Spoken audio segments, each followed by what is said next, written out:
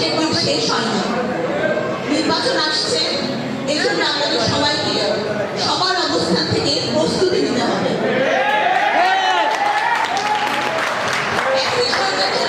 কিন্তু আপনারা প্রতিনিয়ত দেখছেন তারা কিভাবে ষড়যন্ত্র করছে, দেশে অরাজকতা বিশৃঙ্খলা তৈরি করেই যাচ্ছে, যাতে আমরা আমাদের অবস্থানে যেতে না পারি। দয়া করে আপনারা নিজেদের ঐক্য ধরে রাখুন, কারণ আপনারা দুঃসময় ঐক্য ধরে রেখেছিলেন, এখন মাত্র কয়েকদিনের অপেক্ষা। প্লিজ আপনারা ঐক্য ধরে রাখুন।